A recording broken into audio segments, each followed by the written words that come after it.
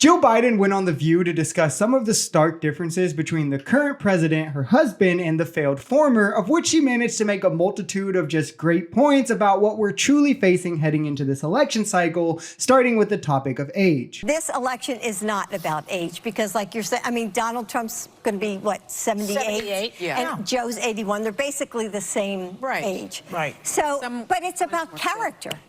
This election is about character. Yep. So you have two choices. You have my husband, Joe, who you all know, who has integrity, he's strong, he's steady, he's a leader, he's smart, he's energetic, or you have chaos. She is spot on here, and putting records aside for a second, because Trump cannot compete with Biden at all in that regard, what they represent as president is equally as important, where Biden has the most diverse cabinet of all time, stands with George Floyd against racial injustice, police injustice, he's calm and collected, more respected by world leaders, supports women's rights, while Trump had a all-white cabinet of tons of felons now, and wants to roll us back to pre-civil rights America, has stated numerous times his desire to be a dictator or how much he likes dictators in other countries, speaks on serving more than 3 terms. I mean, it's really no comparison when you think of the kind of America that we, the people, should want. And Trump is the furthest thing from that, unless, you know, you're a straight white man with $1 billion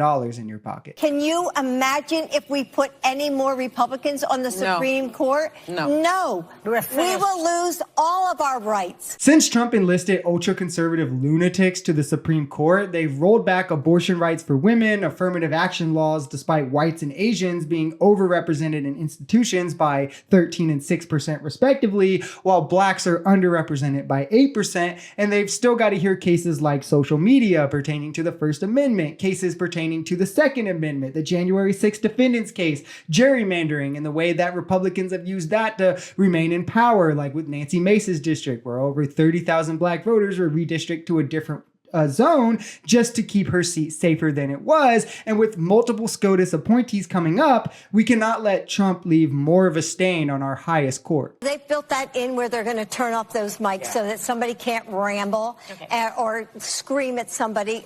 You know, not that my husband would be the one doing that. No. And so that's already been negotiated. And, you know, I think the American people deserve a debate because you need to see your choices. You need to see Trump and you need to see the president and you need to see the differences. And my husband's, and you're going to see how smart he is and the experience he has. And then you'll see somebody who, like you're saying, I'm going to use Joy's words, can't put a sentence together. Right. And everything is beautiful and it's wonderful. Tremendous. Big league.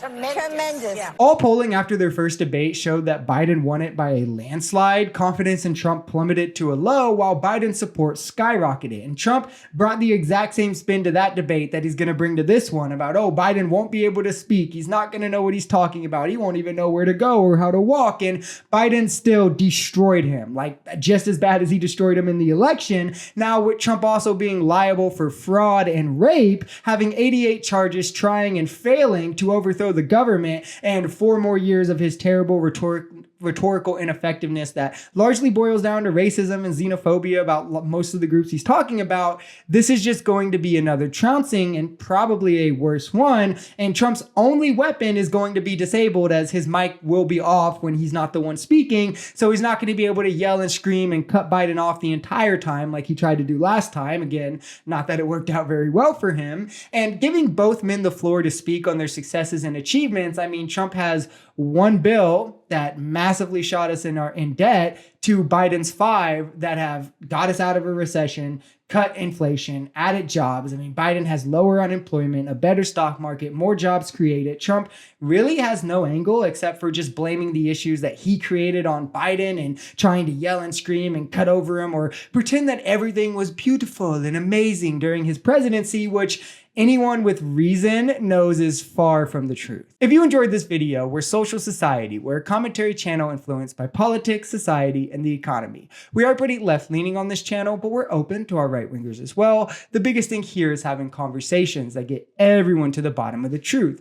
If that sounds like something that could interest you, consider smashing that subscribe button, leaving us a like, or even commenting on this video. We even have memberships available as low as $3 if you'd like to support, because the only way we become a society is together.